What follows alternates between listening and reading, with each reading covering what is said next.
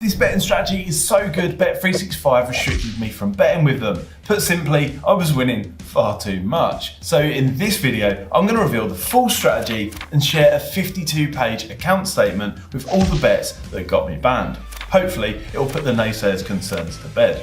Anyone can use this method on any sport when the numbers are right because it's mathematically sound. I'll show you with an example in just a second. But before I dive into that, the results for the Bet365 account that I previously used. Now these results are from a subject access request. The template for that is shared in the description down below. So the details that I wanted from Bet365 here is what information did they have on me, who had you shared it with, and how had this led to an account restriction stopping me from placing bets with them in the future. One thing to bear in mind as we go through the numbers here is this is just one Bet365 betting account. There was lots of different accounts open on multiple tabs with different bookmakers who are placing the same bets effectively one after the other whilst doing this. The statement on the screen here shows the total deposits, withdrawals, and amount staked and turned over with the account. So if we deduct the withdrawals from the deposits, you'll soon see that we're £6,667.57 in profit on this particular account. Getting to that total profit was a little bit up and down, as you can see on the individual results as we scroll through those here. Some bets were winners, some bets were losers. Typically stakes were anywhere from £5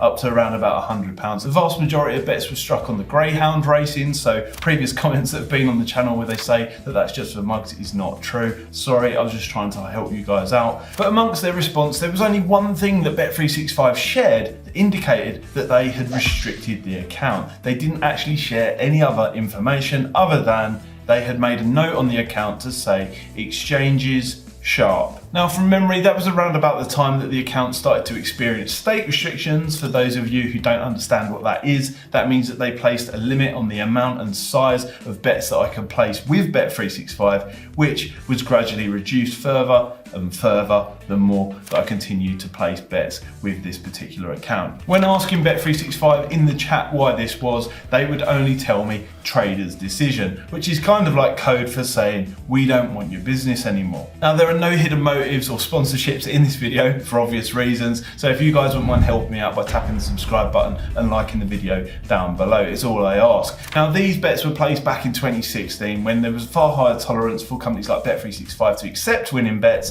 Unfortunately, you may have seen on social media recently that it's far more common for people to be banned and restricted a lot sooner. So this is why people are now using multiple accounts in different people's names just so they can get a bet on with these companies that advertise the chance to win some money. The companies don't want to admit it with their traders' decisions, but I do know why they restricted me in this instance, and it's the strategy that I was using. So I'll now share that with you on the screen here, including an example that happened earlier on today. The way it works is extremely simple because we're not trying to predict the future here and pick the winning team, horse or greyhound. We're just looking for a mathematical situation where the price of something happening is larger than its true probability. If we then continually bet on that larger price than its true chance, we will come out on top over the longer term. There's no question about this whatsoever. For example, if we've got an even money bet where there's 50% chance of something actually happening, decimal odds should be 2.0, fractional odds should be evens, or if you're in American odds, plus 100. This means that for every 100 that we bet, we should get 100 back 50% of the time. However, if we get a larger price, that means we'll get back more than 100, leaving ourselves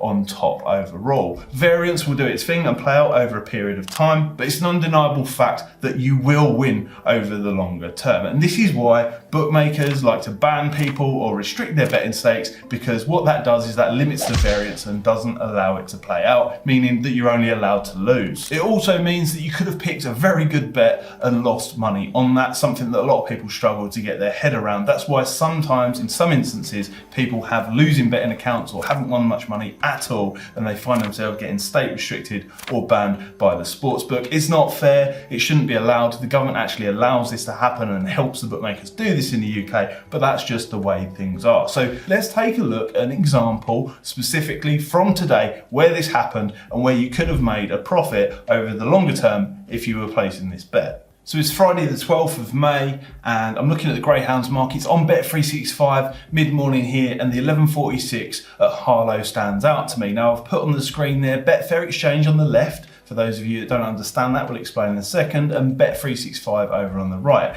I'm using the exchange here as my guide to the true price because it is a large market where many participants are involved, and it's the closest thing we have to gauging the true price of a bet. Now, the reason for this is because betting exchanges are effectively the sum total of the marketplace's view on pricing a bet. So the wisdom of the crowd is at play here. Now, the prices move fast on the greyhounds, which is what makes it ideal for this type of situation. To show you a very clean example, you can do it on other sports, more on that in just a second if you like football, but the closer to the start that you're finding bets like this, the better. And the reason for that is the point where the betting market is where it's most well formed, and the prices on show are likely to be as accurate as possible. The Betfair starting price is usually the most accurate gauge to the true price of a bet. Now, it doesn't mean that these situations are going to appear in every single greyhounds race or horse race or even football match, but they do appear regularly, particularly on the greyhounds. So I want to draw your attention to the bottom runner here, the 6 dog, where the price on Bet365 is currently 4-1, which is 5.0 in decimal odds, compared to the betting exchange prices over on the left, where it's closer to 4.0. So we know the marketplace values this bet at a price of 4.0, meaning there's an implied chance of it will happen 25% of the time, but we can get paid at the bigger price of 5-1 on Bet365, and that is what is known as a positive expected value bet. And that is what I was doing on my account to generate those profits by turning over bets consistently. However, it's not just the greyhounds that you can do this on. Check out this video here in the end screen where I show you how it's done on the football too.